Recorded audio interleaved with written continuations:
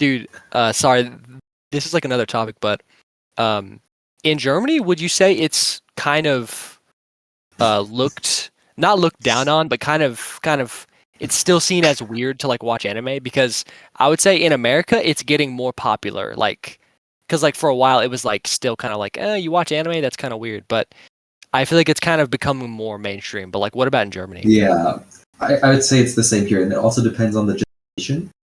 Oh yeah, yeah, Because like, if you're older, like my parents, for example, they didn't really grow up with anime, yeah.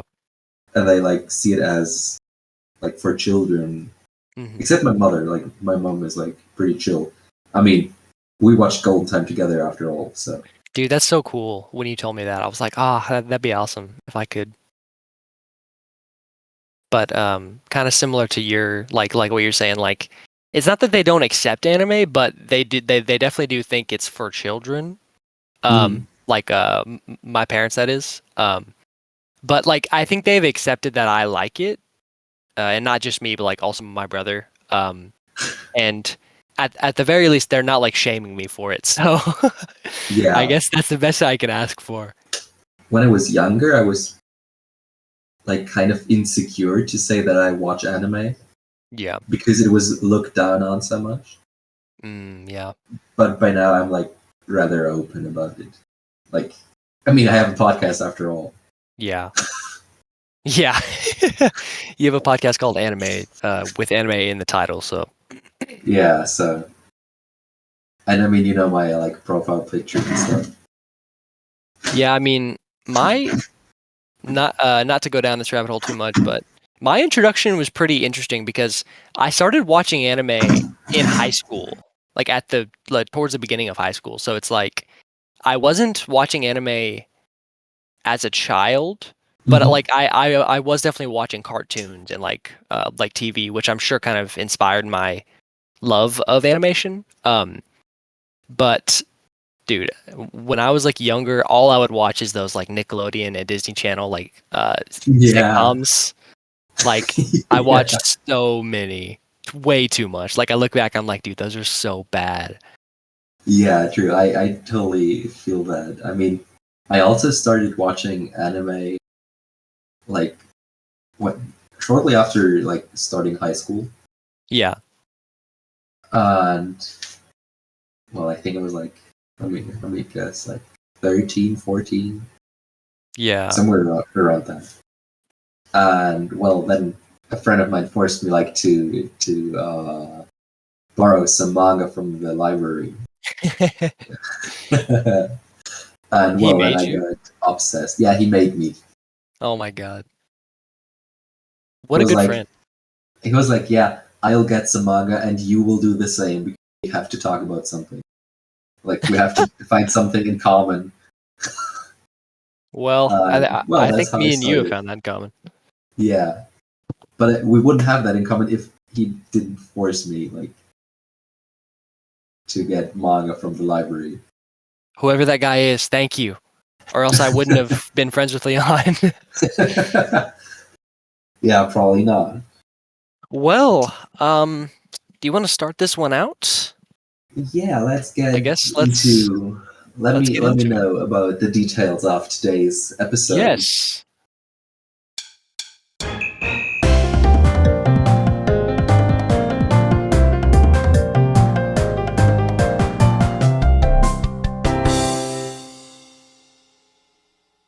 Golden Time is an anime from Studio JC Staff that aired fall 2013 to winter of 2014. That was quite a Mhm. long time ago. With source material being a light novel of the same name and music by Yukari Hashimoto. Hello and welcome to Anime Jail, where today we're going to talk about it. My name is Jack. And my name is Leon. So JC staff have they done something important? they have. I say that like I say that like a question, but JC staff are pretty, I would say, prolific. I think I said that last episode. Um, which means they've just done a lot of anime, as you can see. I mean, not you, dear listener, but I'm showing Leon a long list of JC Staff anime, which I'm sure you've seen some of these because there's Yeah. quite a bit.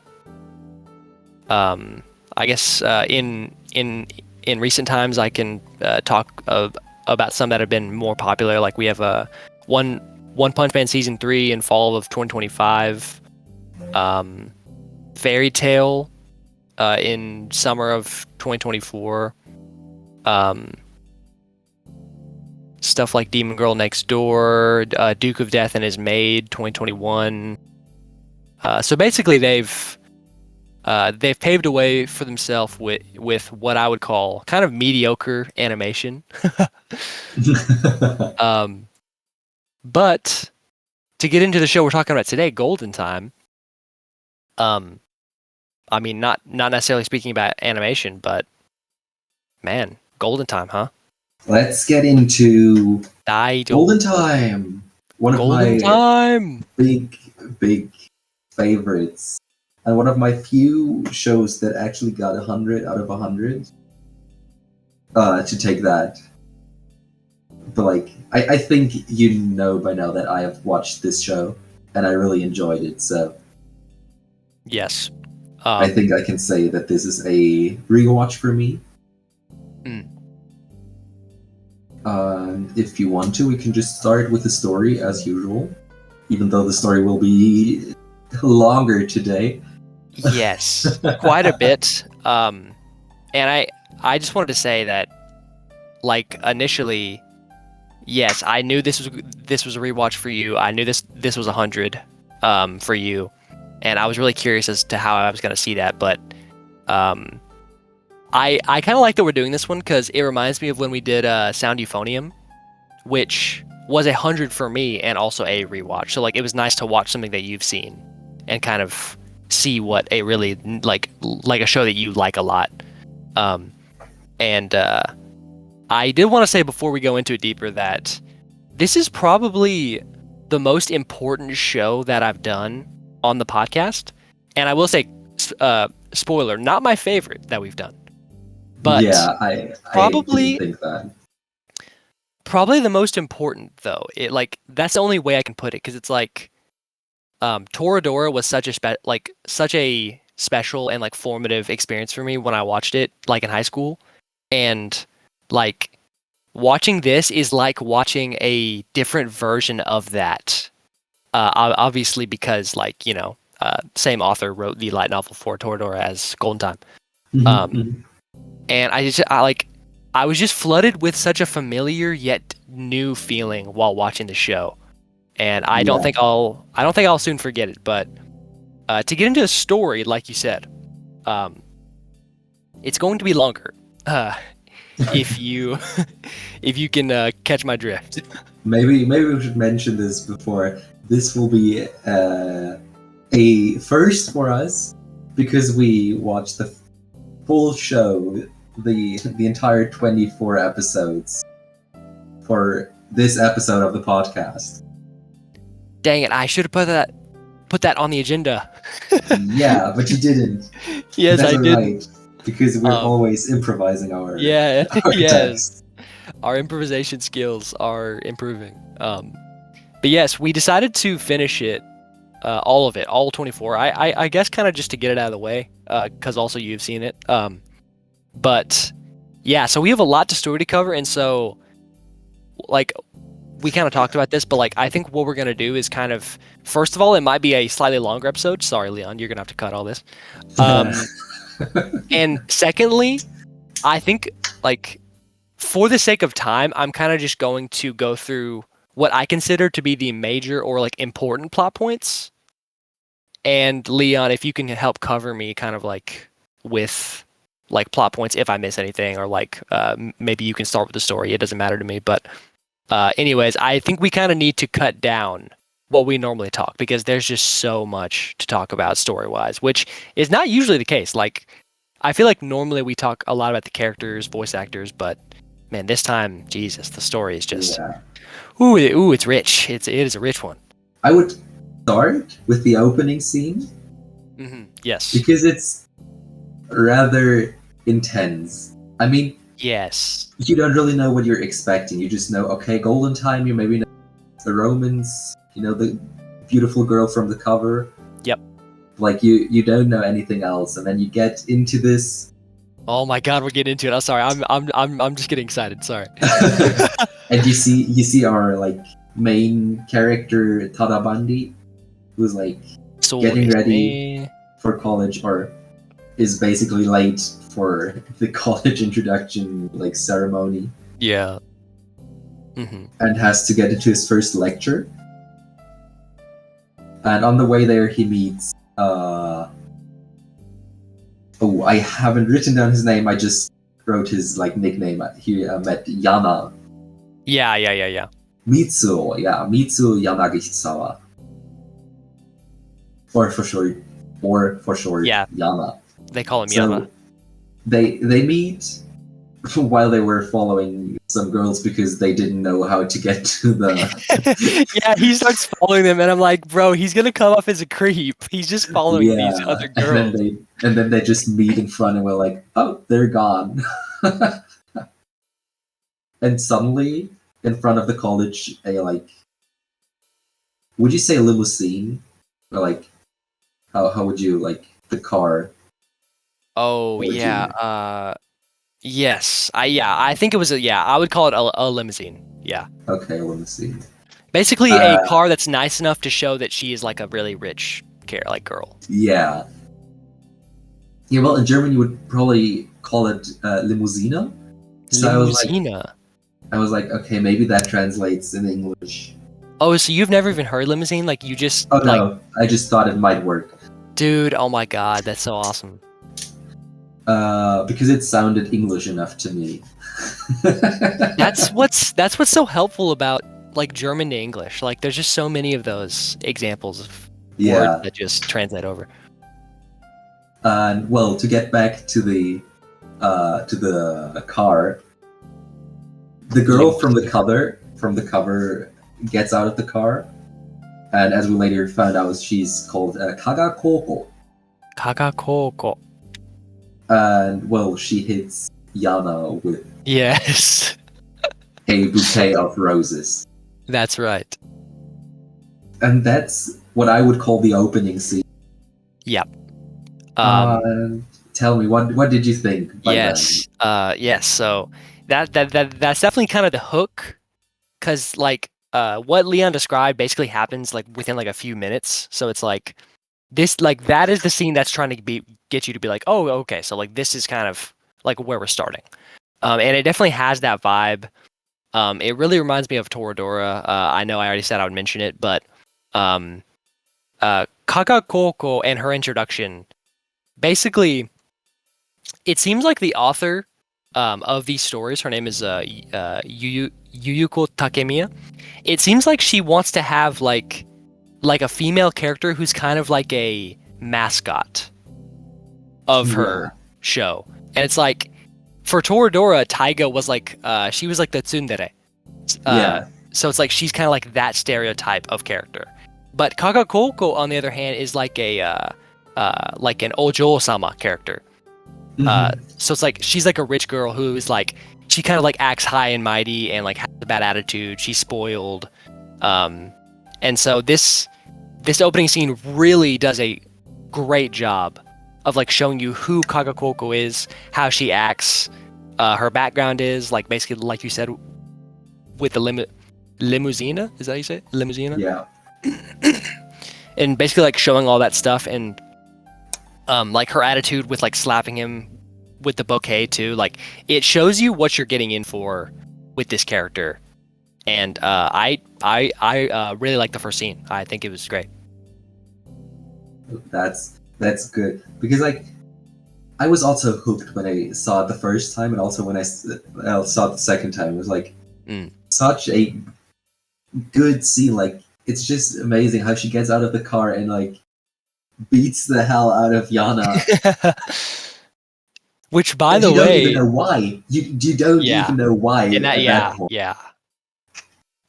Yeah, and that's the thing. It's like that. It's kind of making I'm just gonna call her Koko because that's what like Yeah. Bondi calls her.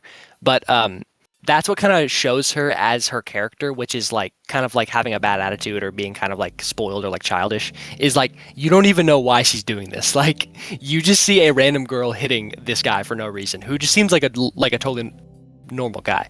Now we will learn more about Yana-san later, but yeah, their whole deal is kind of complicated. But by the way, speaking on Yana-san, seeing him Mhm. here with the black hair is so jarring because he has blonde hair throughout like most of the show because he like bleaches his hair.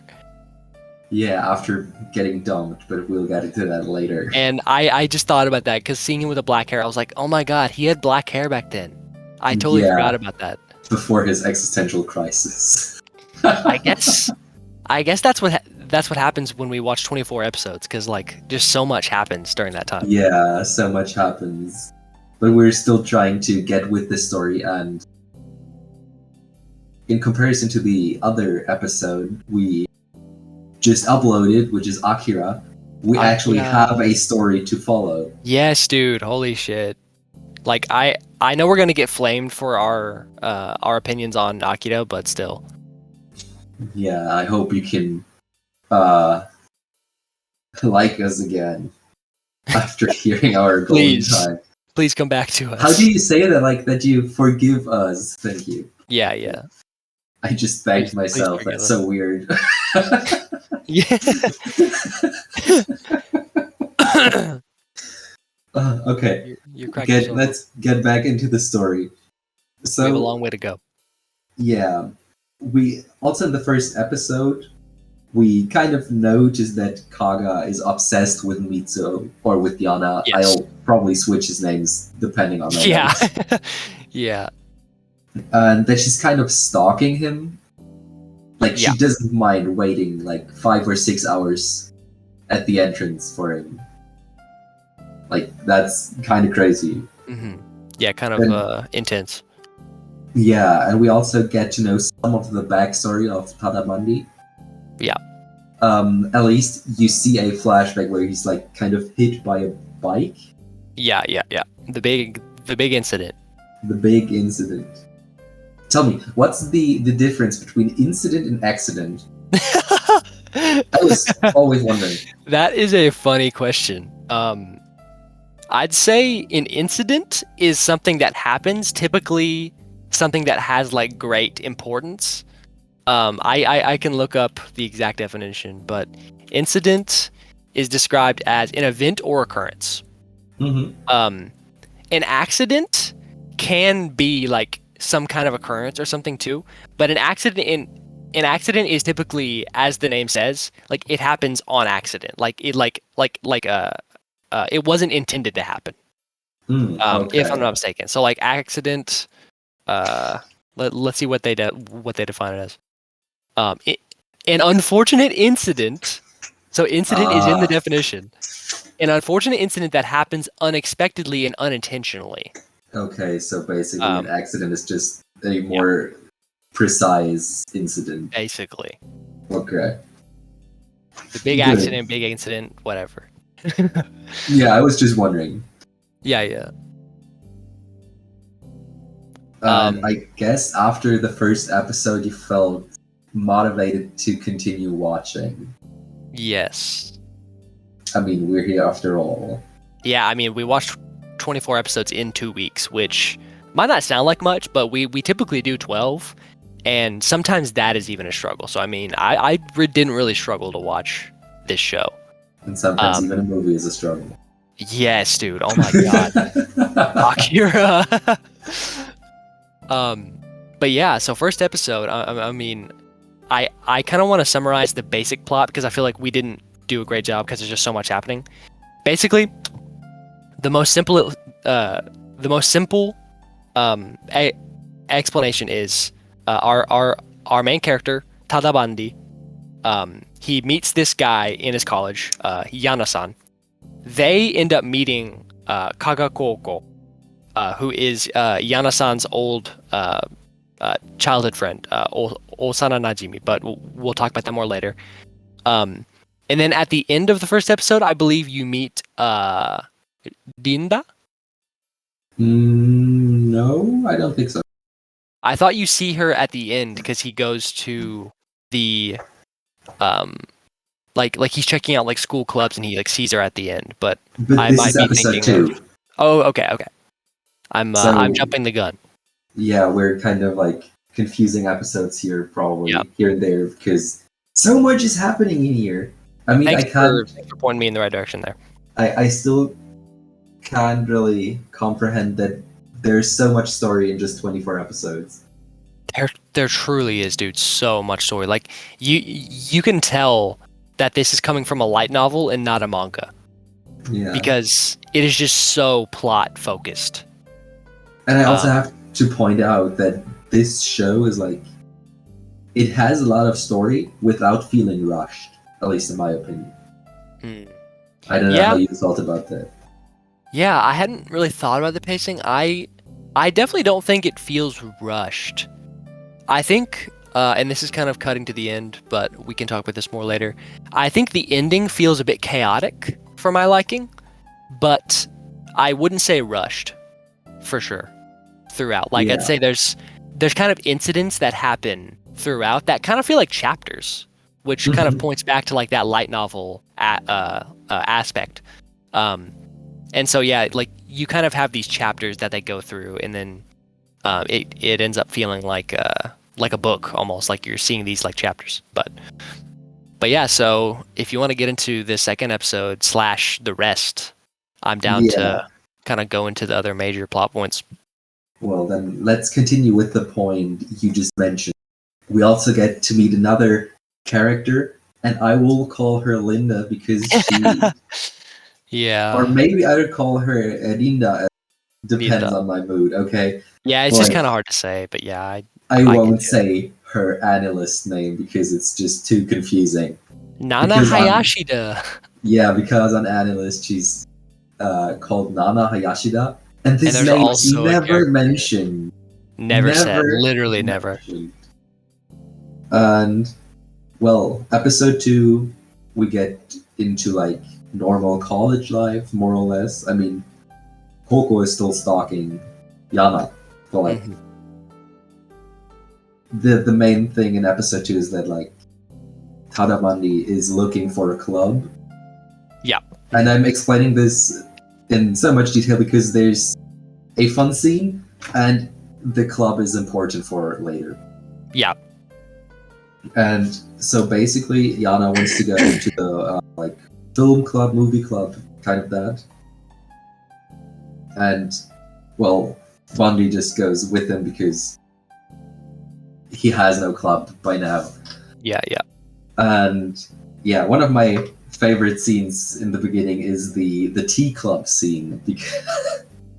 Oh yeah, is that where there's like they're at that party? Yeah. And all those girls are like in that room. And they're like pretty drunk, and they're just like trying to recruit new freshmen, which basically means attractive boys. Yeah, and they throw Niji Genkun and Bondi in there. Genau. Wait, are you? Exactly. I just said genau in English accent. Yeah, genau, bro. Genau. Dude, you should say genau more. I like that word. That's a good one. And basically, Bondi and another character of the group whose actual name is Sato Takaya, I think. Yeah, also never mentioned. Also rarely mentioned. He mentioned it himself like twice. Yeah. I think. Because everybody is just calling him Niji Genkun because he's like into anime and stuff, so he prefers 2D girls. 2D girls than 3D. Classic stereotype. Yeah. A boy with a computer and glasses. Everyone watching this or listening to this knows that kind of character. Trust me, it's just that. But he is great though. I like him. He's fun. He is. And yeah, that's basically episode 2. That's nearly all the important characters, Yeah. with one exception, and I don't know when she appears, but the last character of the main cast missing is the big sound wave, Yes. Ompa. Miss Ultrasonic. You make it sound like a superhero name. Yeah, that's Miss actually Ultrasonic. yeah, that's also this is a English subtitle thing. That Oh my in god. some Oh, he calls her scenes Miss she's called Ultrasonic? Miss Ultrasonic. That, like, I hesitate to say that's a bad translation, but it kind of, I don't know, it's kind of hard to translate that, but Well, I guess it we'll get into most of her the nickname. time appeared when Koko said "zo-ompa-san," you Joel know, like Basang, I see, yeah, yeah. being formal, and was like, okay, Miss Ultrasonic. Yeah, But we're talking about Okachinami here with her well-beloved Hachinami. Kokameda. Yeah, her camera, yeah. Which becomes a plot point later, by the way, Yay! quite a big plot point. Not sure if we'll get to that, because there's just so many fucking plot points, but, you know, it is how it is. And well, I think skipping a bit forward, we can say that Bondi joins the festival club. Yeah. To be honest, I don't really get what they do the entire show. Like they just do the awa dance. Yeah, Awa Odori or something. Awa odori, yeah, I think so.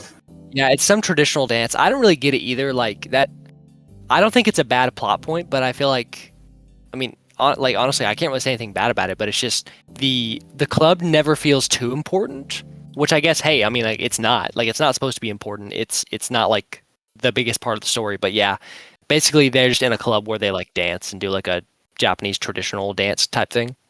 Mm-hmm. But I mean, it's in the club.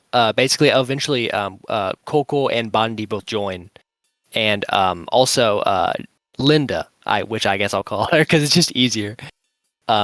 She is also a senpai in the club, so she's like a year above them. A year above both of them, right? Mm-hmm. Oh, okay. And he joins that in the third episode, or what episode does he join? Oh, I don't know. Me neither. Let me see. Or is it after they go to the facility? It's definitely after. Okay, so that happens later. Okay, but basically, yeah. Spoilers. They join that club. Yeah, and with episode 4, they're also. Oh, are you talking about Nana? Yeah. Yeah. So this one really surprised me. And this was another thing that happened where I was just like this show just kept throwing curveballs, and I was like, what? Like just like unbelievable occurrences. And then Nana comes in, and it's like the same exact looking character from the series called Nana, which I was talking to Leon about. And in doing research for the episode, her roommate, who is Linda, her actual name is Nana, which is never mentioned, which is a plot point that happens in the actual series of Nana. And I'm like, what am I watching here? This, like, why is this a meta reference on Nana? Yeah, but we have to say, like, Nana and Linda are not really roommates, even though they're in the same room for most of the show. Somehow, I don't really know why. Somehow. Linda doesn't have her own place, apparently. She's poor. No, I'm kidding. So, to get back into the story, what's the next big plot point? Well, I think it would be the incident where Bandi and Coco. By the way, all throughout this, we're not going to talk about it because it's just kind of part of the show. Bandi and Coco's bond is kind of forming, and Coco and Yana, which they kind of grew up together and they're supposed to get married. Whatever, we'll move past that. They kind of start drifting apart, and Yana is kind of getting annoyed at her for stalking her. And was so always annoyed by her headphones. Yes, true. And so Coco and Bondi, it's kind of showing that their bond is kind of forming. And the formative event for this is they basically both get lured in by a quote unquote school club. But it's not really a school club. It's like some organization that's like a cult. Yeah. And they're trying to like get members because it's like part of like their religion or something. Correct me if I'm wrong. Mhm. I don't really even know. But basically, Coco and Bandi, and I think Niji Genkun, right? Yeah, but he's not part of the big con. I see.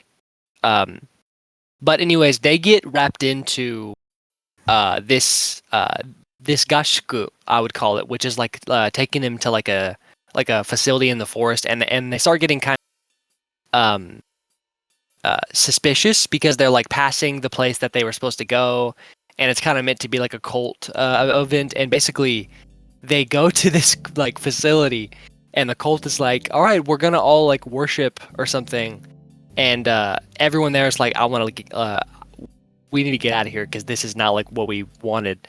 And basically Bondi, and this was the like one of the first events that I saw where I was like, oh, okay, maybe Bondi isn't just a stereotypical protagonist. Like he did something that I was like, oh, okay, like I kind of respect that. And basically he everyone is there and they just watch like a worship or something like that, and everyone wants to leave, but the people running it are like, y'all need to settle down, like y'all need to stop asking to leave and stuff like that. So Bondi takes one for the team and basically starts to preach out in front of everyone and say like, hey guys, like I was moved by that speech, and I'm like in this religion now, and like I'm a firm believer, and like anyone who doesn't believe at my level needs to leave because like everyone needs to be like in this religion, and if you don't believe, like you need to like get out of here. And he basically like goes on this speech, and he basically convinces the people running it to let everyone else who doesn't believe to just leave. Mhm. Which is what he was basically trying to do. He was trying to help Kokol and Niji Genkun leave. And so yeah, to sum it up, basically all of them do leave except for Kokol, who decides to stay with him because she's thankful. And yada yada, they have a long conversation about his past. There we go. That's kind of the founding event of him and Kokol. Yeah. I mean, I think the next bigger plot point is when we find out that, like, the ghost, the old Tada, the old Bondi, knew Linda as like Yep. from his hometown. Yeah. Yes, definitely. Well, I mean, how was it for you to like figure out that they knew each other? I mean, I knew it because I watched it before, so I don't really remember how I felt. Yeah. When they show off Linda for the first time, like it's obviously meant to like there's something going on there. Like the show is trying to get you to think like, oh, okay, there's kind of like some kind of backstory here. And I think the first time it really shows you that he knew her is like I think it shows you in that one talking, but it also shows it in an episode where like it shows a basically a day in their life in high school. Mhm. And it's all very like nostalgic. It's all very hazy. Like they're kind of trying to show that time as if Bondi doesn't remember it, which he doesn't. That's kind of another big plot point is he's lost his memory from before the accident, which was when he knew Linda. And spoiler alert, she had a crush on him. He liked her. But there was kind of some weird circumstances that stopped them from being together. And so, yeah, I think I was definitely intrigued by, like, once they started to show his past and, like, how he didn't remember it, that was definitely starting to intrigue me in the plot for the first time. Mhm. So yeah, I would say I was intrigued, but I still didn't really know what I was in for because, like, as you know, like there's been so many amnesia stories. Like, um, it's such a common trope in stories. It's like, oh, he lost his memory, and I was like, okay, is this just gonna be another like stereotypical memory loss story, or is there gonna be something cool here? So at that point, I didn't know, but I will say I think Golden Time excels in its memory loss like plot. Like I've hardly seen such a well written plot about like memory loss and stuff. Um, but what do you think about it? Like, what do you think about like that aspect? I mean, after like seeing it the first time, I was like, okay, I know they know each other. Like, it still got me again, like to just feel with Bondi and like with the story that they actually knew each other and that there was like something must have happened. Mm. Like you don't really know what exactly. And then you also have the ghost Tada that appears as his old self, basically, like with the memories from before the accident, who can just like look at the new like Bondi, but like can't Interact interfere. with them. Yeah, exactly.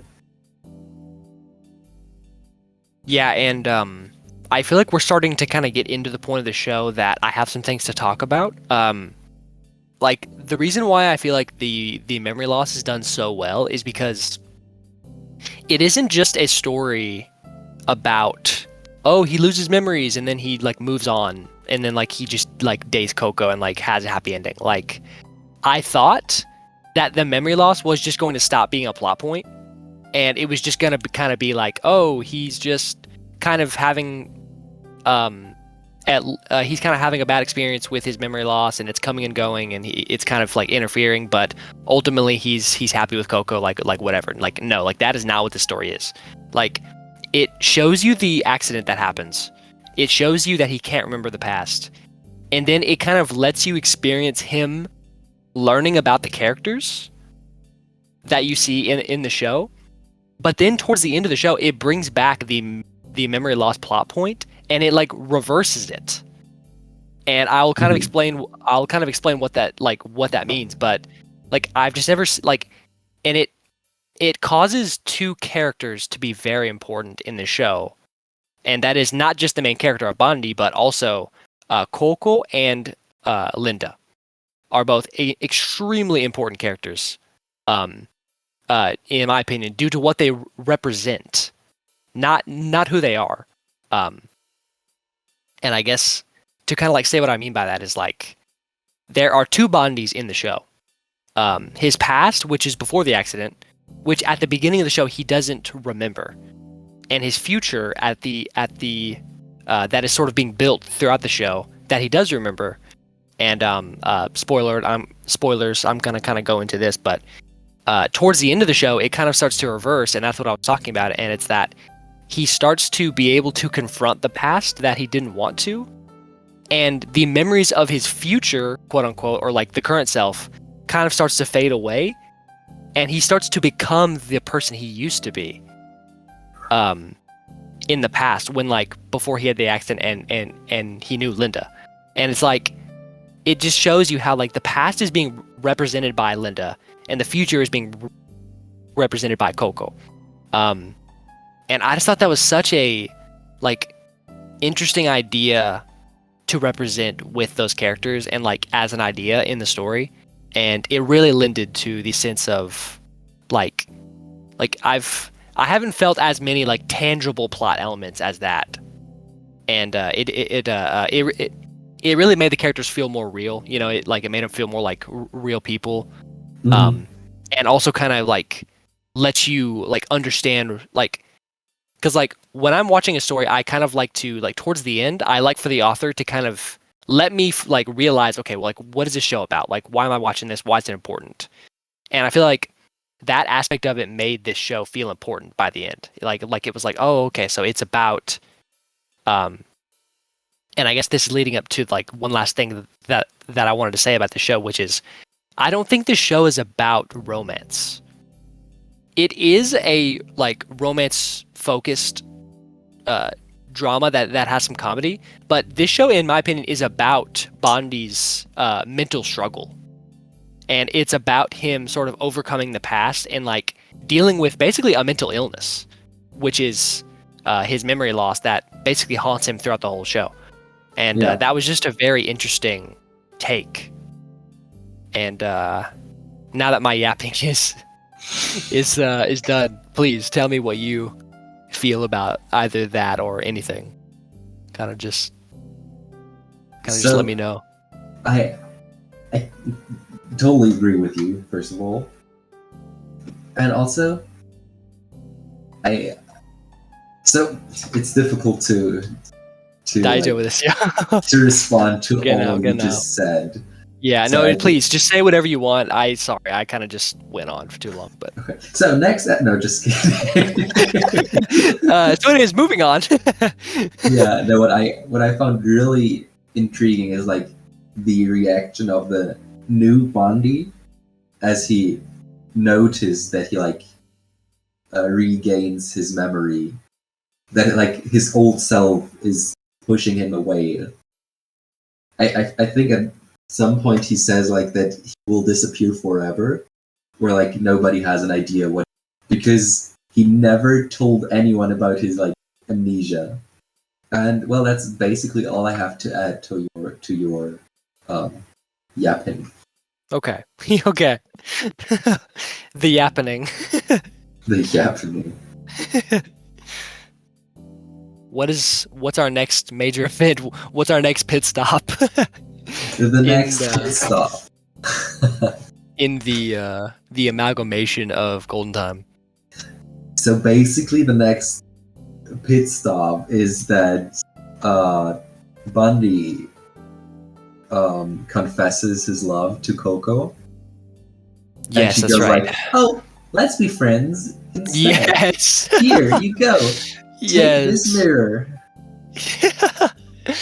Yeah, and this happened really early on, which was a good sign for me because I kind of thought, okay, this isn't just gonna be a confess at the end and then they love each other type story, which I was happy to see a early confession.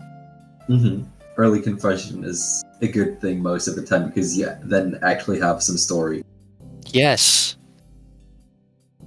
It makes it feel real. Like it makes it feel like real characters, like real people are like doing this.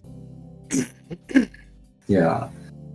And well, basically, Bundy tries to be friends with Coco. It doesn't work out, so he says, "Okay, let's just don't be friends anymore."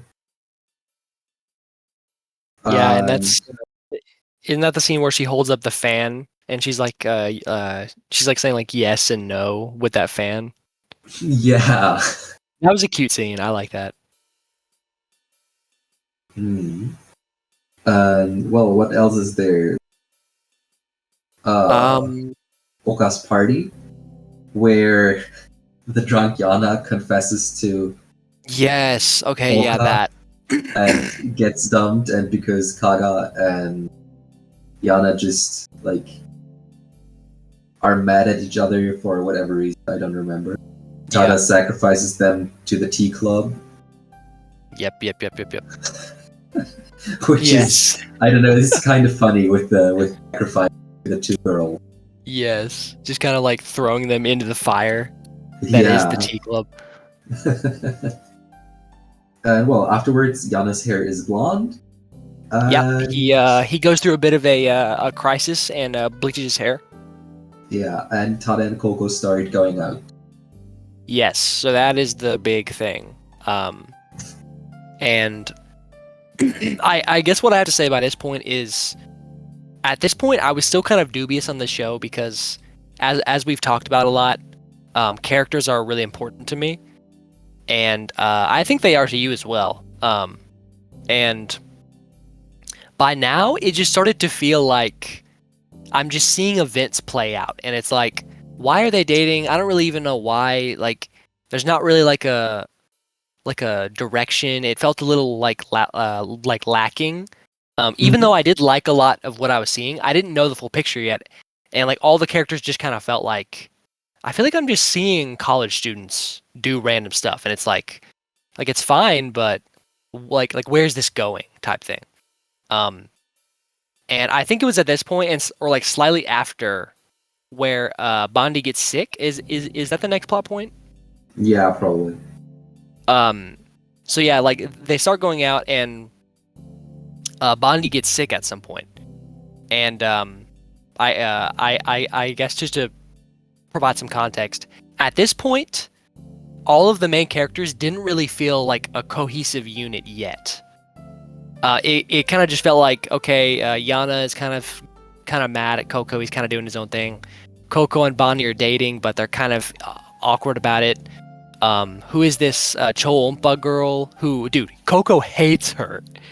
Yeah. And honestly, that was a really funny plot point where like Coco would like just be violently rude to her, and I was like, dude, she sucks for this, but it's kind of funny. Like, you know what I mean?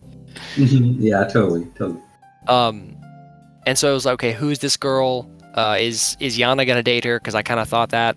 And who's this Nijigen-kun? Like he's kind of just hanging around, and it kind of just didn't really feel like anything.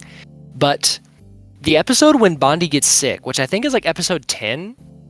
I don't remember exactly. You can correct me if I'm wrong. It's episode 10. Nice. Good Okay, job. cool. I got that. Yay! I'm not a complete fool. But yeah, that episode happens and Bondi gets sick. And Coco starts to like get a little panicky about it because she's dating him and she's like, oh no, like my boyfriend's sick. And everyone comes over to his house to support him.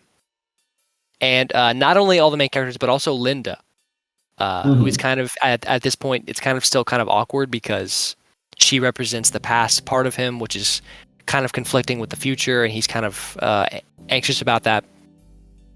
But everyone gathers at his apartment. And there was a scene where like they're all hanging out, and it's like a 5-minute scene where they just like have fun, and they're all just kind of like doing some like friendly shenanigans, you know, like Coco's making fun of Choompa, and at that moment, all of the characters started to feel like a group for me, and yeah, that was definitely a point of interest moving forward because I was like, okay, I'm starting to get some like character interactions here, like we're starting to go somewhere. And so like that was definitely the moment. And I feel like that leads me to one criticism I have of the show's pacing, which is no, just kidding. The first bad thing that I'm saying about this show. Yeah, I just heard criticism. You don't dare. I was like, you don't dare criticizing this show. Do not criticize. Go ahead. Do not criticize Leon's 100. But yeah, and I honestly don't think this is the show's fault. It's just the fact that it was adapted from a novel, which I feel like causes it to feel like this. But the beginning feels a little slow for building the characters and like doing all this stuff. And so I honestly wish this feeling of like friendship would have come in like half as soon. Like I wish they would have done that like episode 5, but yeah, okay. And so like yeah, like it for the majority of the first half, it kind of left me with a feeling of like okay, this is kind of slow. Like I want it to pick up a little bit. And so that was probably one of the only big criticisms I have is just the pacing kind of feeling slow. But like I mean, like I said, it ends up working out, as we'll see as we go forward into the other plot points. Yeah. Well, we also figure out during the episode where Tana is sick that Nana is actually pretty nice. Yeah, she's like not as you start tough to see her nice side. Yeah, as she appears. That she's like a caring person. Yeah, and like this is also the time where I started to realize, oh, this Nana girl is not just a like that wasn't just a cameo. Like she's actually a character. Like she's actually like a recurring character who has an important scene by the end, I would say. And I was like, okay, so they actually just have Nana in the show. Yeah, she's kind of like the old wise. Yeah, she's like the really like rude girl, but she's actually nice on the inside, kind of. But yeah, Nana's great. Oh, but and I just noticed we skipped one scene that is not important. Funny. Okay. I called it the gay scene, The and gay scene. I think you might know which scene I'm talking about. Is that I don't remember what you're Okay, referring to, but I think I'm I re- will once you say it. I'm referring to the scene where and Yana is like annoyed by these two girls who want him to join their club, Oh yes, yes. and so Bundy like goes up to him and says, "My boyfriend," Yes, that's right. and like points with his Yes. fingers, and they're That like hugging scene. each other, Yeah, and that one girl's like, "Y'all are freaks." and they're just going like that was such a My hilarious scene. boyfriend. Yeah, that was a funny scene. And I That was wanted really to good. mention this before we get into the other half. The like, in my opinion, like deeper half of the show.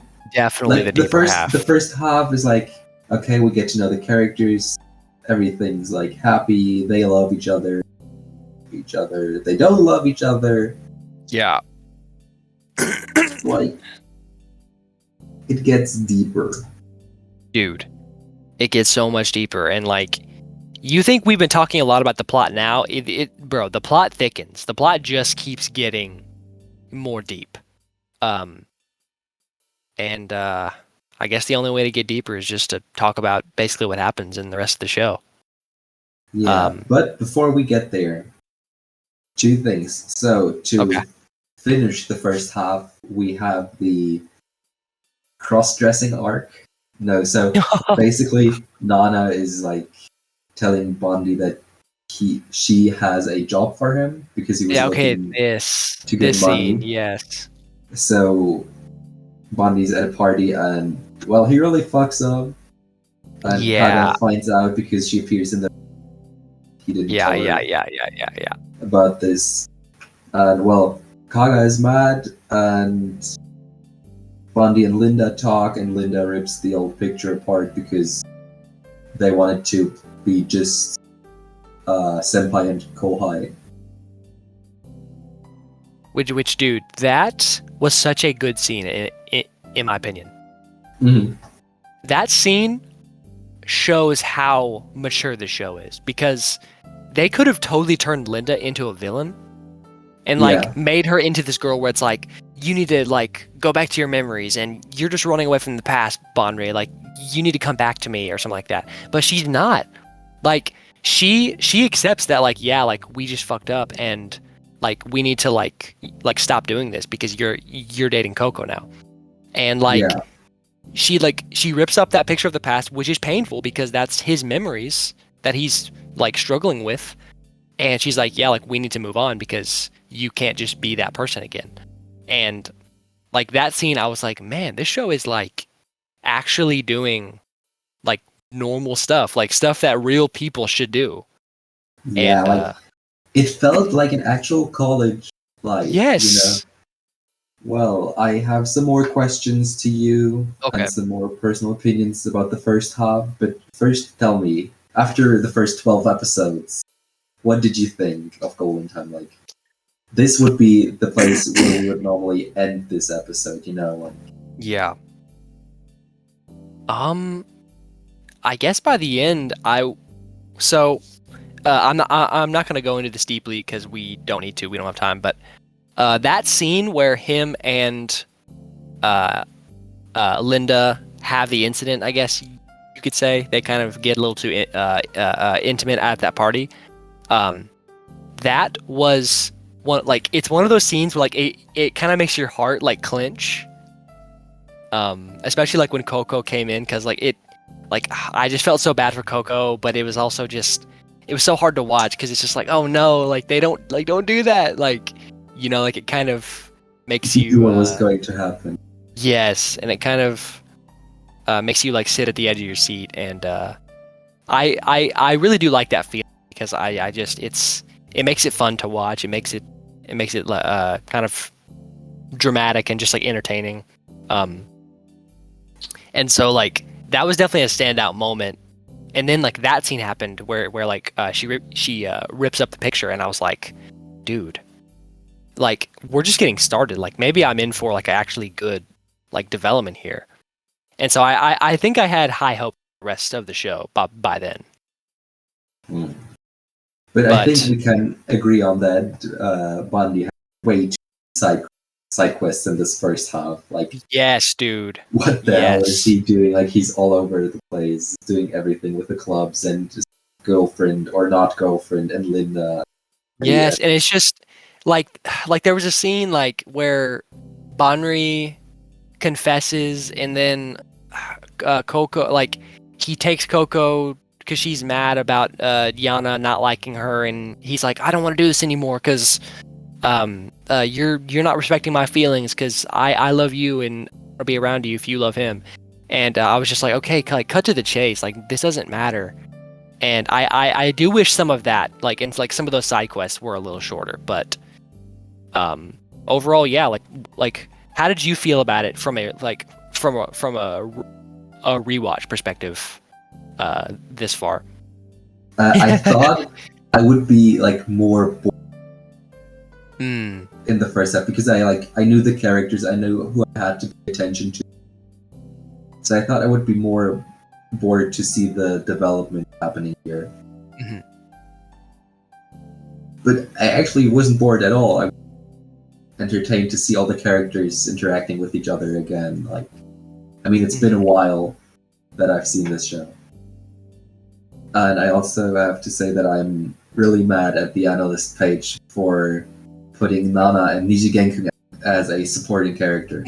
Oh, I mean, you can't really say they're main, right? But then, like, Tsunami and Yana wouldn't be main as well. Like, Yeah, I would agree with that. I would say the only main characters are Coco, Linda, and Bondi. yeah, I would agree. Yeah, definitely. Yeah, well, It's and a bit of a stretch. after Linda rips the picture, I was like, oh yeah, right, that happened. Yeah. Like, I couldn't remember exactly how it continued until continued watching. At that point, I was like completely intrigued again. Dude, I'm guessing this rewatch for you was full of moments like that where it's like, oh yeah, that happened. Yeah. Well, Because there's so so many much things going happen. on. So it's like you're like, there's no way you're gonna remember all this. Let me ask you, what did you think about like the opening, like Golden Time, the song that is named like the show and Yes. also sang by Yui Horie? Yui Horie, ne? So this is opening a new conversation, because when I first heard the opening, I thought, man, what a like stereotypically romance opening. Yeah. Like, I didn't think much of it. I thought, okay, this is catchy, but yeah, whatever. It's not gonna be too special. But I think this show knows what it has going for it, and this is what I meant when I said a new conversation, because, like you said, it's sung by Yui Horie, and I'm gonna kind of talk about her a little bit because her presence in this show is so special. She is, by this time, she was very popular. She's arguably one of the most famous voice actresses of all time. And she's of course amazing as Coco, and she's a great singer. I love her singing voice. And I have to say, the song grew on me, and I definitely really do like the first opening, and it's used again in the last episode, which I thought was a nice touch. Mm-hmm. And so yeah, like I think this song is simple, but it is effective, and it's a really good, catchy romance opening. And I also just want to say that like, it really adds to the feeling that like Coco is kind of like a mascot, because like Yui Horie is almost a mascot, because like she is just so important in not only the like anime sphere, but like in this show she just has like such a big presence. Mm-hmm. And it feels like it was kind of meant to show off Yui Horie in some ways, which might sound like a negative, but I like she's doing an amazing job. Like I don't think it's a negative at all. Um, and it just yeah. So the opening adds more, and I think she sings the ending and other opening and ending, right? I'm not sure about the other opening and ending. I The think she first does. ending. So this show is kind of feel like it's really made for Yui Horie to perform. It really does. And I like that because I like Yui Horie. Yeah, I mean, I'm not really sure what else she's done. Like, I know she's pretty high up in my annual statistics. But, like, I can't recall like what else she's in. So I need to check this as well. I can in fact check this right now. But off the top of my head, from what I've seen, I know is she's Hanekawa from Monogatari, which is another really big one. We can see some of her big roles right here in my feed. Hanekawa is obviously big. She was also in Toradora. She's Minori, who's like another main character. She's also Yuki from Yep, Vampire Knight. If you've Vampire listened Knight. to that episode, She's Toru from Fruits Basket, which is really big. She's Multi from Two Heart, which is really big. And not on my list. There's also a ton of stuff that she is really popular with. Let me know if you see anything. I mean, as you can see, like every year she has something. Yeah. But she also has her main roles. Oh, she's the fish queen, like from Kami-sama Hajimemashita. That's is that a okay? Oh wait, no. Oh wait, no. That is Kami-sama Kiss, right? Yeah. Oh, okay. I forgot what the translation was. I just can't remember the name of the fish girl. She is Chie from Persona 4, which that game is great. And she's Charu. Charl, whatever, from Fairy Tail. From Fairy Tail, okay. Oh, okay. Yeah. Some cat. I'm trying to figure out like what's her biggest role. Well, probably it's Coco and honestly, Coco could be up there, honestly. But needless to say, I mean, Toru's probably big because Fruits Basket is just so popular, but needless to say, she has been in a lot. And so this show kind of feels a little bit like the Yui Horie show, which... Welcome back to the big... Yeah. Which, like, you know, by the time this show came out, which was like 2013, 2014, she was already on top. Like, she was one of the biggest in the industry. And so I think they were definitely trying to leverage that popularity for the show. And it works. Like, you see not only her talent as a voice actress, but also her talent in singing. And yeah, so Golden Time is a great song. But I haven't asked you yet. What do you think about the first opening? Well, I was kind of biased, as you know, because I knew the second opening. And I will say this here, that I prefer the second opening. You're joking. You're actually joking. I'm not. No, I'm not joking. I prefer the second opening. But we'll talk about that later. Oh, but no. I just wanted to say something, because I know you would prefer the first opening. Oh or my I knew God. you would prefer the first opening, so to just bring some dynamic in dynamic. The second opening, because yeah, Golden Time is good and it's effective, but it's like too boring. Hot in hot, let's go party night. Yeah, but like there's you know, so much effect and not enough pure voice. There is. You take that back, man. No, I'm kidding. Well, that's why it's kind of difficult for me to talk. Yeah. Big fan of the first opening. It's good, don't get me wrong, it's not perfect. It is, I will say, a very simple song. It's not too complex, not too deep, which I think does fit a show like this. So I think it definitely fits the show. But you're definitely not getting much deeper with the first opening. But I was a fan of that. I did like it, and I think you're honestly pretty correct about it in your Thank you. view as well. But I have to say, I prefer the first ending, which is if I Yes. didn't make a spelling mistake, called Sweet and Sweet Cherry. Yeah. Yes. Sweet and Sweet Cherry. Yeah. I bet you like. I bet you're a fan of that. That animation, right? Yeah, it's beautiful. I was watching that and I was like, I bet Leon likes this ending for some certain reasons. Mhm. For some certain reasons. So it's like there's something sexual going on. Yeah, it's but it, like, in honesty, it is a good ending. It's like a sweet and sweet cherry. I was Yeah, like, any song called Sweet and Sweet Cherry has to be good. that's true. I mean, the double sweet is just crazy. It's just such a great example of that Japaneseified English that they use, which is just so funny. Yeah, and with that, the first half is actually finished, Holy shit. and we can continue with the longer portion now of this Let's show. go. We're not even halfway done.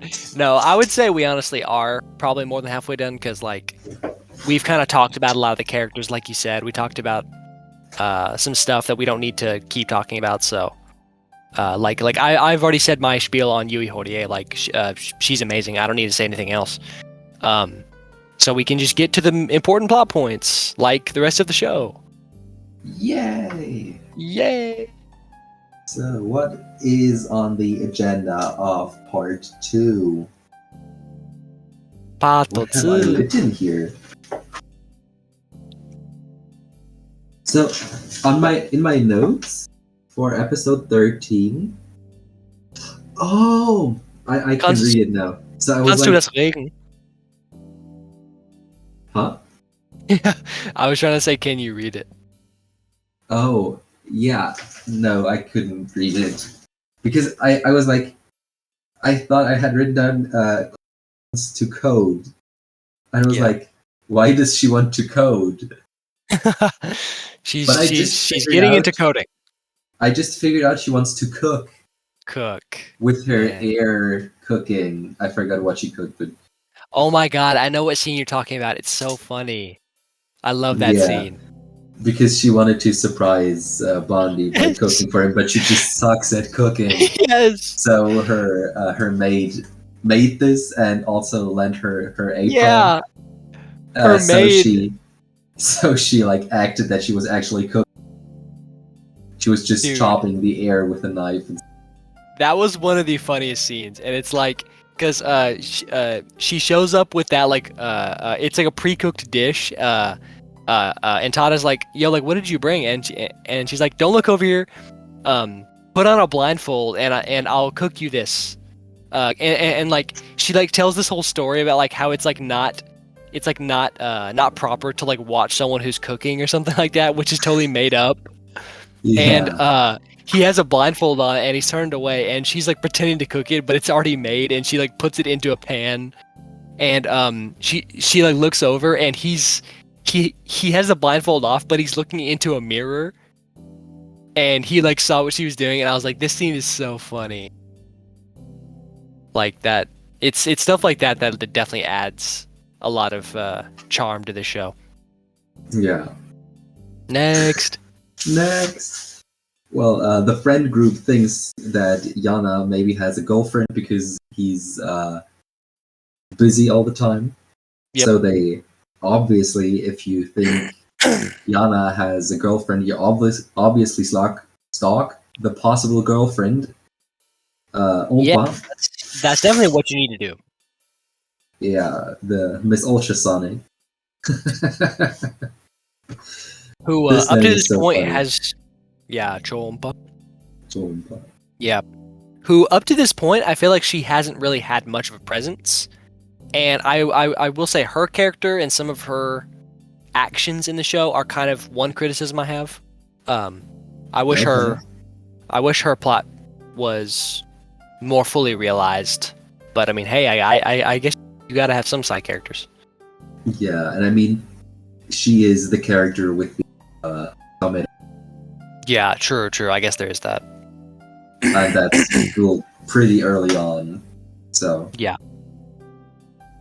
yeah, and with that, as every good romance anime, we need a specific type of episode.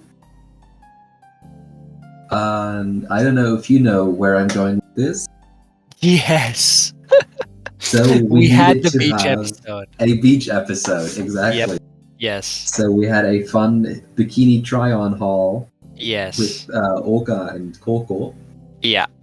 and we also figure out that Yana and Linda are on a date. Yep.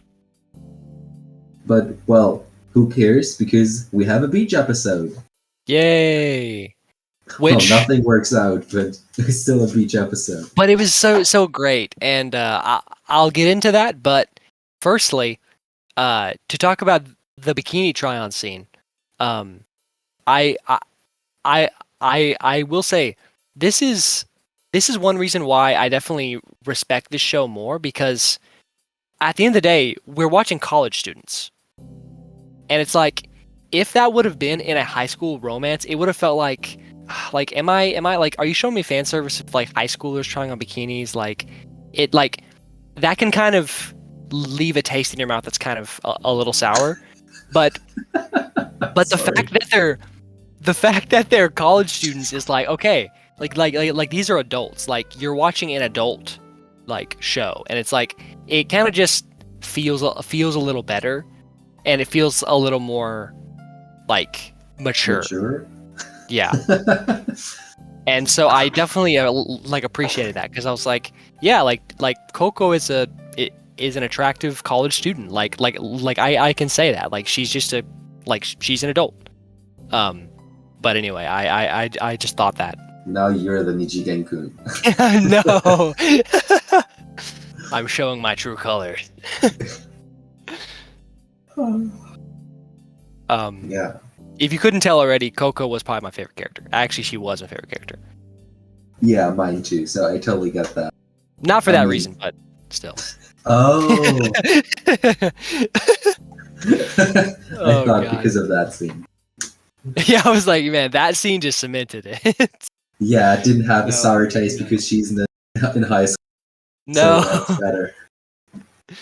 No. Oh, God. But What have I we done? have to say that she was driving a car, right? Yes. Oh, yeah. Yeah. So that's the next really big plot point. Mm-hmm. And man, was it a big one. Like, Oh yeah. when this started happening, I was like, "Oh my God, we're going here." Which, if you don't mind me, just like shortly explaining it, then I will.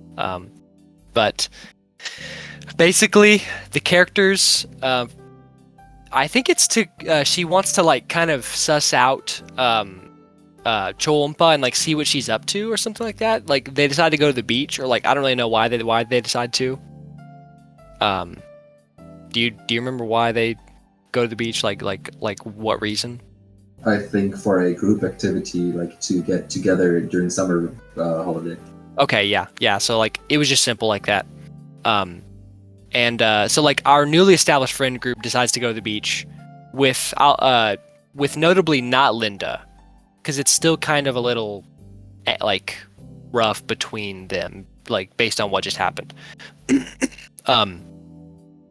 And so they go, but like they're kind of like out of luck, and like they're like it's raining, it's not that fun. But then Bondi kind of takes the initiative and is like, "Hey guys, I'm gonna take my shirt off and wear a Speedo in the rain and kind of like make everyone laugh, because we are wearing swimsuits, so let's just come outside and be in the rain." And I was like, I kind of like that scene because it kind of shows that he's trying to like lighten the mood. It was a pretty good scene. Mm-hmm. But the big event happens when they drove here. Nijigen-kun drove them, but he's a bit tired, so Koko decides to drive back because she apparently has her license. Mhm. But it's kind of a little up in the air because they're kind of like, "Are you sure you're not too tired?" and stuff like that. Which later, some of the characters blame themselves for what happened because they should have, like asked her about this more. But long story short is Coco falls asleep at the wheel, and they get into a minor accident. But I will say the the uh, the tension is heightened because it actually does cause Choompa to bleed. Like she actually like has like a bloody nose, and I actually liked that.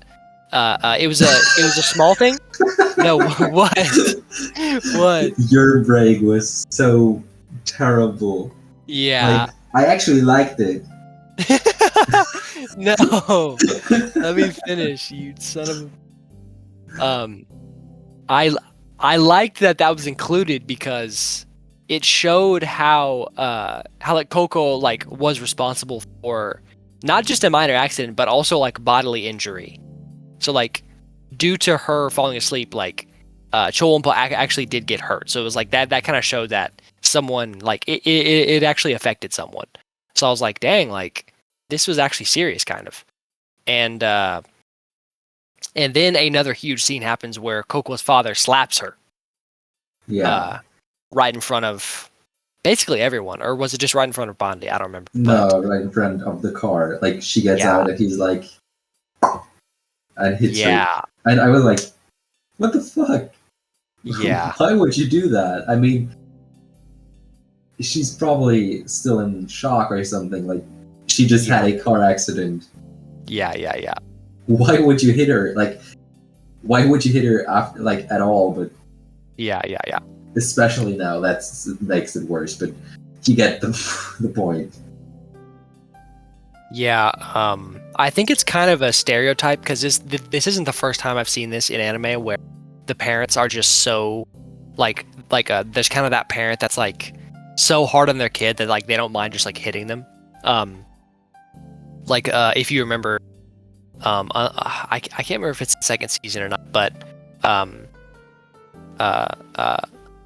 Asuka senpai from Sound Euphonium, her mother like slaps her in front of the teacher. And there's like other examples of that I've seen where it's like parents just hitting children. Which it's like why would you even hit them at all? But it definitely heightens the tension even further in that after she has the accident because then she just starts crying. Mm-hmm. And well, she thinks she's responsible for everything. Well, she kind of is, but that's not right. Yeah. But she like just wants to stay at home and she doesn't contact anybody, and everybody's like worried. So Bonri goes visiting her at her place. Yep. Which is like huge. Yeah. It's definitely showing her. Huge. It's definitely showing her as a rich girl, and like as the Ojo-sama character that has like this. I think it's called like a yakata, which is like a mansion. Mm-hmm. I think I would call it, because funnily enough, the word in Japanese mansion, which comes from the word mansion, means like an apartment complex. Yeah. But like it's not like an a apartment condominium. complex. Yeah. It's like it is a mansion. Like it is mansion, it is a yakata. But yeah, so then basically just tell me if I forget something, but basically Bondi goes to her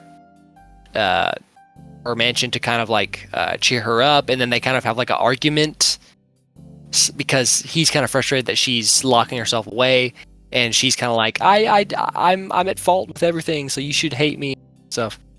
And and then they basically kind of like have a good scene where they kind of like hug and like kind of show like, hey, like it's fine. And and I this was another very well done scene, I think, where it shows right as the tension is kind of lightening up and they're kind of like, okay, like it's fine, I still love you. um it turns and basically Bandi is facing the door and hugging her, and she is facing the other way, so like she can't see the door frame, but her dad is right there as they're hugging, and he's like looking at him with like a thing of ramen or something like that. Yeah. um and that was a pretty comedic scene, and then she's like, my dad is behind me, it isn't he, or something like that, and it was that was a good scene.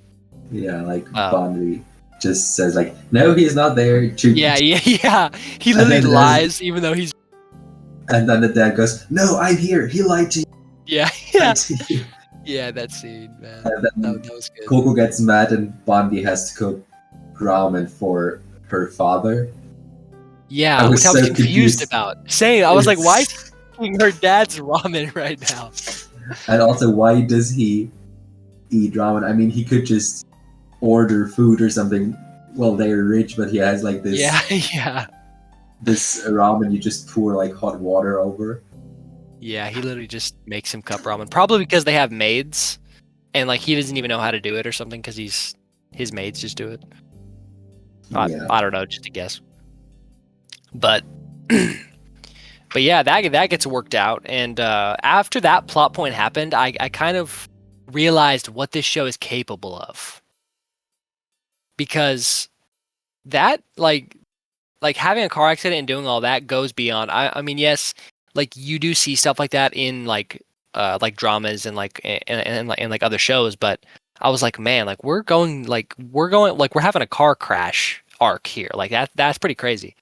Mhm. And so yeah, like that definitely kind of upped the ante for what this show was in my mind. It was definitely like a turning point. Yeah. No pun intended. Coco and Bondi are like back together, and Linda tells them that there will be a class reunion Oh yes, yeah. from like Bondi's and Linda's old class from high school. And Coco wants Bondi to go there. Yeah. For whatever reason. He's like, because in every other episode she was like crying that she doesn't want him to leave and to like stay like he is and stuff. And no, she's like, oh yeah, let's go confront yourself with your past. Yeah. But well, she's just weird. And we had a fun exorcist scene afterwards. Yes, The Exorcist. Yeah. I think this is one of the most famous scenes from Golden Time. Yes, yes. Where she's It's, like in the apartment and doing like the exorcist crawl to get the intruder away. Yeah, because Nana was like coming in and she didn't know who that was or something like that. Yeah, well, at the reunion they played. I don't know if they a class reunion. But, say it again. well, You just cut out a little bit. I don't know if this is a thing that you play like dodgeball at a class reunion. But well, it was nice. They played dodgeball and everybody wore shirts. Well, they said for dodgeball, but basically for Bond, they knew he couldn't remember any names. Yeah. And then they confronted him with how like not needy, but like I don't know the word here right now. Like that he was trying to get girls to like him with the weirdest reasons. Yeah. Like if I remember correctly, there's this empties his eraser. Oh yes. They're like To, talking like- about his old like what he used to do when he was a Yeah, student there and stuff. Yeah. to get girls, like to get to talk to girls, and like Yeah, yeah. he tried to empty his eraser to get to talk to a girl and ask her for her erasers. Yeah, to like borrow it. Yeah. Yeah, that was a really nice scene.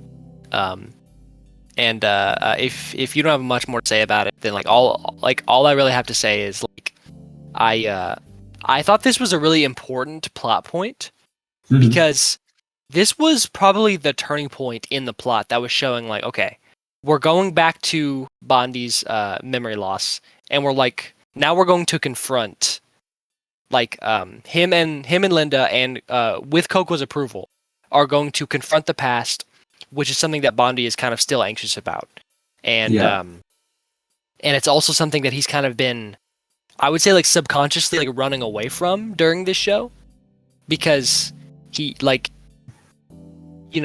he's making new friends in a new place, he's in a new town, he's kind of not really thinking about the past, kind of trying to stay away from it. But this was one of the big moments I was like, hey, we need to confront this, we need to go back.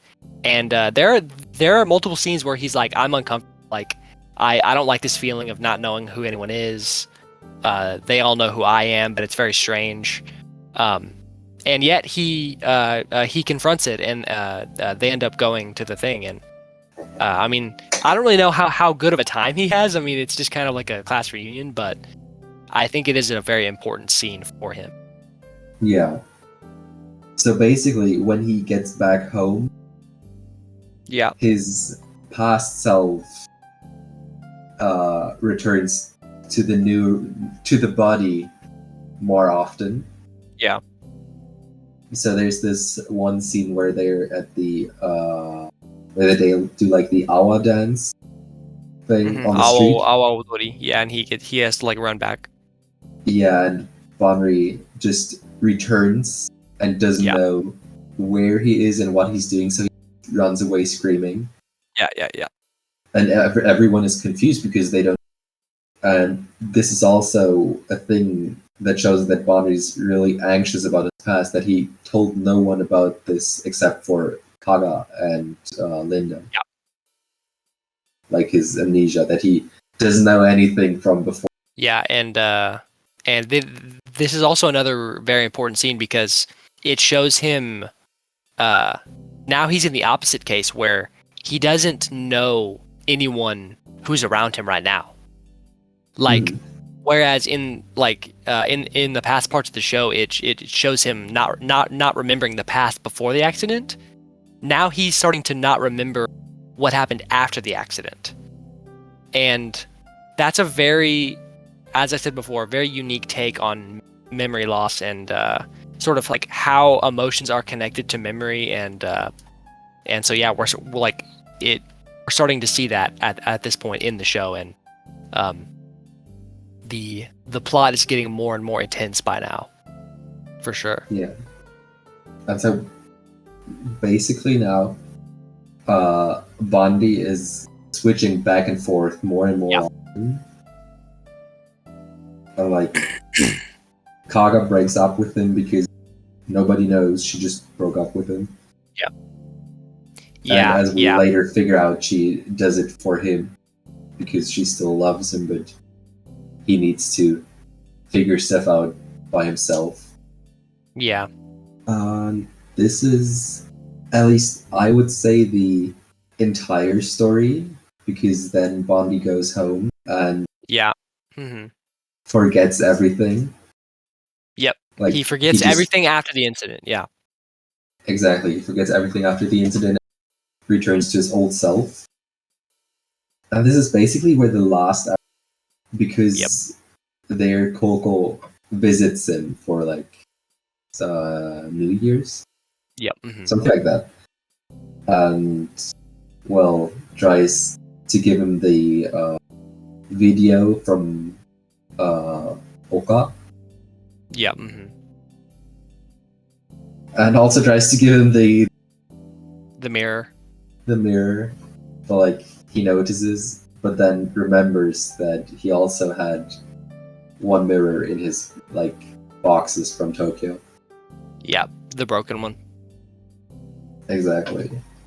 and then he starts running after Coco, who wanted to visit the famous bridge. Yeah, yeah. She wanted to see the incident bridge where he gets hit by a bike. Yeah, and well, there's everything gets solved. We figure out that Linda actually loved Blondie and Yeah. wanted to tell him that she loved him, so his old self could like let go of the past and he could like move on with Coco. Yep. Yeah, and basically, I mean, it's not really happily ever after, but basically, Bondi more or less makes peace with the past and is able to live on into the future, and it kind of shows how he's able to overcome that and kind of have both. Like because the show is kind of showing how there's two sides of him, and at the end, it kind of shows how he becomes a complete person again who has those memories of both, and he's able to have a happy future with Coco, and also make peace with Linda from the past, and she's able to make peace with him. And I will say I feel like I've talked about a lot of characters in this show, but one that I feel like is very notable, especially at this point, is Linda. There's not really many characters like her that I see in like romance shows because like I said before in the show, like they could have easily made her like a villain, where it's like she's like representing the past that like he has to like face, and he's like you need to like come back to me because you're just forgetting who you are and stuff like that. But they don't make her that at all. Like she doesn't feel like a villain. She doesn't feel like someone who's trying to force his past. Like she's just a representation of what happened before. And it's honestly like really sad because like you feel bad for her because like she did like Bondi.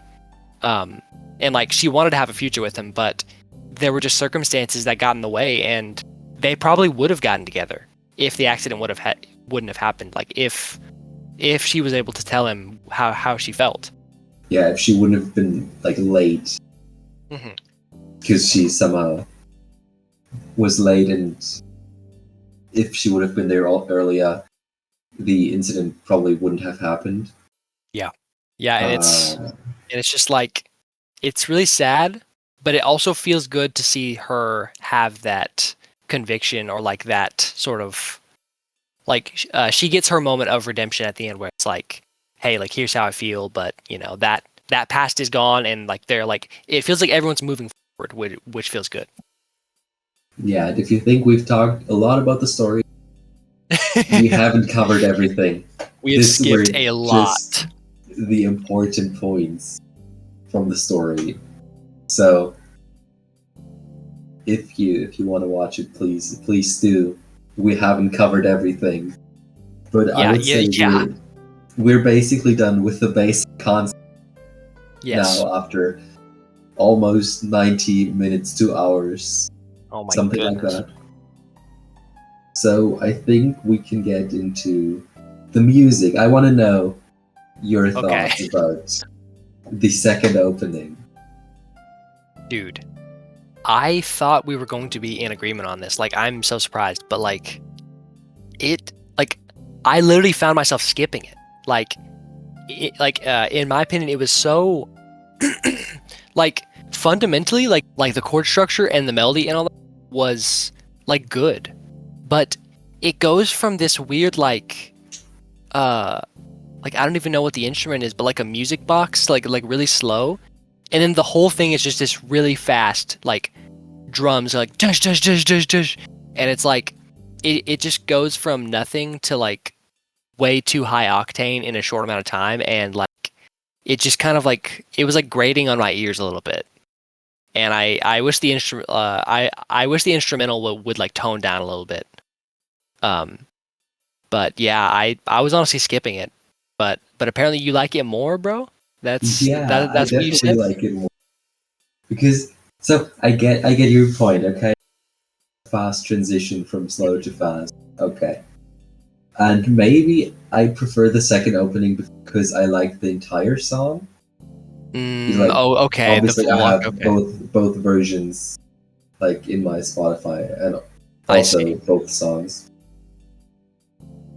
And I just like the opening that like fit to the second half because the song is called World's End, World's End. That's right. Yeah. probably by Yui Horie because this Yeah. is the big Yui Horie show today. Yeah. Yeah. And like I just could, I not identify, but like I could. It made sense that you have like Tada Bandi, who's like his entire world is like breaking apart. He's like scared that his friends will be like not there anymore because he doesn't remember. Yeah. So basically, his world is ending. Also, Coco's world is ending because she has to break up, even though she doesn't want to. So Yeah. like, for everyone, like at least emotionally, the world ends. You know, like that's Yeah. Definitely. why this opening is like the better one in my opinion. Mm. But I also get Yeah. that you don't like it. That's Yeah. fine. So, I definitely understand what you mean from like, because you're coming at it more from like a conceptual point of view where it's like you like what this opening like represents and like what the title means and all that stuff. So like I definitely get that. And like honestly, like speaking honestly, it's not a bad song, I would say. Um I just wish the instrumentation was a little bit different because the drums were just a little simple and just a little like too like loud and fast. And I was like, I just wish it was a more like melodic song, like a more kind of like slower, like more beautiful song because I feel like that fits Coco better. Um, but I definitely get what you mean. Like it's not a bad song at all. Um, but I was skipping it by the end. But honestly, that was just because I was so invested in the plot, and I was like wanting to know what happened. You, you know what I mean? yeah, and that's also the reason why we have XXL episode today Yeah, dude. Oh my because god. you like this show quite a lot. I did. I did. But before we get into the rating, getting closer and closer, I want to talk about the OST, skipping the second ending entirely because Yep. it's boring. Yep. Not Uh, skip it. and also the voice actors are still Yes. a point. I want to look into some. Me too.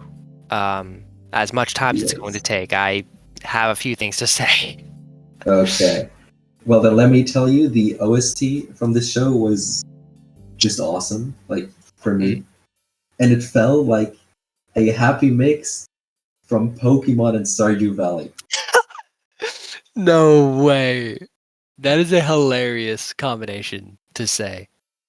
You know, Um, like it just felt like the older Pokemon games, like Black and White or something, like with the 8-bit music, and then combined with the Stardew Valley tune. That's yeah. kind of how it felt I for never me. played Pokemon, but I definitely get what you mean about Stardew Valley. There was one track in particular that felt kind of like that, so I definitely get you. Um, I guess my thoughts on the OST, I liked it. I thought it was good, not great. For me, it did the job. It was fitting, which is like that's good enough for me. I'm an OST lover, but like if as long as it does the job at the end of the day, I like it. There were a couple tracks that I was like, ooh, that's actually stand out. Like I actually really enjoy that. And it was by the same person who did the Toradora OST, which I think I might like that slightly more because I'm more nostalgic for. Hmm. But both are good. I think the OST is it's great. It's there and it's doing its job well. And it's Stardew Valley, I guess. I Yeah. guess I could say that. Golden Time is just Stardew Valley for Yui Horie.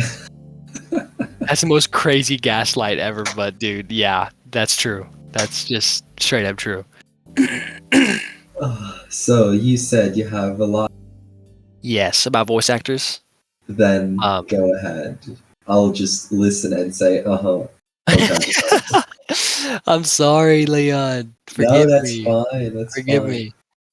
Um, to kind of say this in a shorter manner, because I'd like to finish this uh, in a timely manner, but um, I've already said what I need to say about Yui Horie. This show is the Yui Horie show.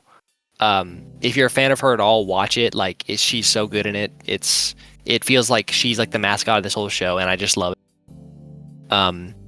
But the other voice actors and actresses are not to be forgotten. This Mhm. this show really made me pay attention to Ai Kayano voices Linda.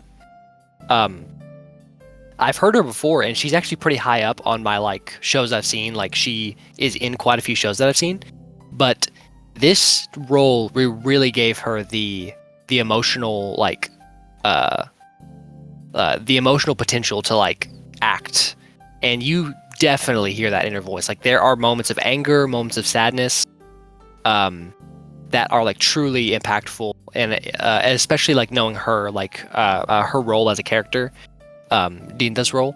And so yeah, like that was such a standout, like just excellent, just like excellent performance. And also something I have to say about Bondi's voice actor. I think I honestly won't talk too deeply about his character because I don't think it's worth it. But I will say that I think if it wasn't for his voice actor, Makoto Furukawa, who is also amazing, he voiced Saitama in One Punch Man, the main guy. Um, and if it wasn't for him, I think Bondi could have really ended up feeling much more um, boring as a character, or like much more like kind of stereotypical, or Mhm. I don't know. I'm kind of trying to find the word. Like, he would have been a much more like plain Yeah, character. like boring, kind of. Yes, because he's already kind of just a kind of simple guy. Like you know what I mean. He's not too in like deep as a character, except for his memory loss. But but yeah, he's basically just a normal college student. But Makoto Furukawa really adds a lot of depth to him, for me. Yeah, And totally. I guess the only last one that I want to talk about that stood out was Yana-san's voice actor, which is Kaito Ishikawa, who I didn't recognize at first, but he voiced Ida in My Hero, which I think that was the first role I saw him in, and it's really funny to see him here because Ida is such like a he's such like a stickler for the rules, and he's always like this perfect like student, but uh, Yana-san is like the opposite of that. So it was kind of fun to see him in a different role, and he does both like very well. And I just realized how good of a voice actor he is. But yeah, overall, very completely stacked cast. Like absolutely, like every role was at least good. Yeah, and Um, I have to mention that we do know Kaito Ishikawa from some shows. oh, I imagine like I can't name him off the top of my head, but I mean, oh, he he's is Keigo in from. Bridgewatch. He's Keigo. And He's your he's favorite character. also Tobio Kageyama from Haikyuu. He is. He's Kageyama. Yes. And he's amazing as that. Uh, he's Gigi from Down to Dawn, which is great. Um, he is uh, he is Kyoka from My Happy Marriage, which I watched recently, which is great. Bro, he's Genos from One Punch Man, also with Makoto Furukawa. That's crazy. And yeah, I haven't seen him in much else, but he like I mean I that's actually quite a few roles that I can just name. So Yeah, he's definitely very good. he's not in Honkai Star Rail. Unfortunate. But that's it, Well, man. That that's it. might be coming to the end of this extremely long episode. Okay. Then let me tell you this. I will stay at my 100 out of 100 rating, even though I Okay. perfect show. I Okay. still Yeah. enjoyed it so much again, and I really loved it. So this will stay 100 for me. There will be no change. Okay. But now to the important part. Jack, on a Oh my scale god. from 0 to 100, in steps of 5, what is your rating for Golden Time? The Yui Horia show. I got a little nervous there. I thought you were asking me out. I was a little scared, but all right, I'll tell you. Um, I so after watching this, I can definitely see why this is 100 for you, because it brings me back to what we talked about with Demon Slayer, which is like you are a person who you really like to be able to watch a story, and like it's obvious to me that you can appreciate a story even more than characters in a case like Demon Slayer, where the characters are not too great. Um, Whereas I kind of need a more character focus to like really have something be high up there for me.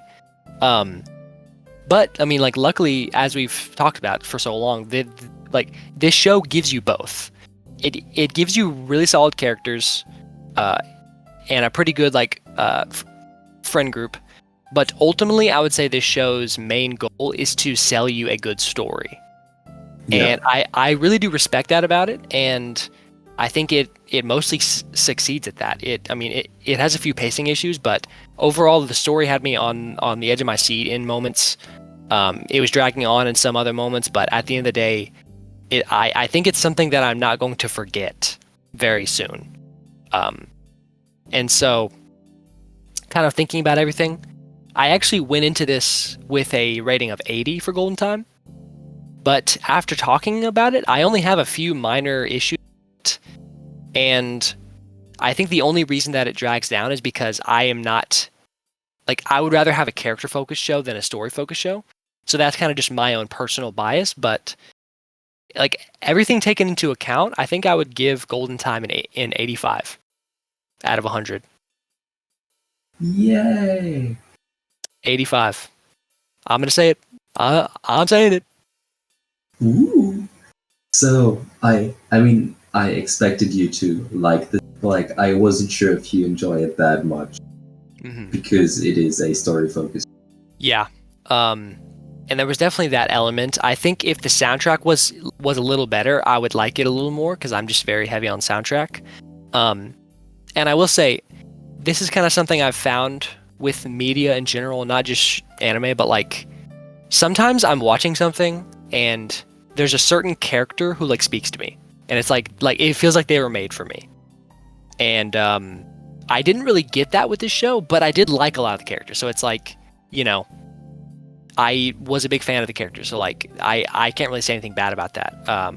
But no character really spoke to me too deeply. However, I did like Coco a lot. But I mean, I think if there would have been something like that with a better soundtrack, I think I would have given this probably a 90, 9500. But overall, it was just a really good experience, and I'm glad we got like honestly, even though this episode is kuso nagai at this point, I'm glad we got to experience it together and watch this 24 episode show now. Yeah, so I guess the Golden Time over. I've always wanted to watch this, and I'm glad I did. I'm glad I watched it with you, Leon, and I'm glad I could learn why such a important show is so high for you. Um, and look forward to next episode, dear listeners. Thank you for listening so much. We may or may not put out a poll, or if we do, we'll hear from you. But thanks to everyone, and we'll catch you in the next one. Bye. Bye bye!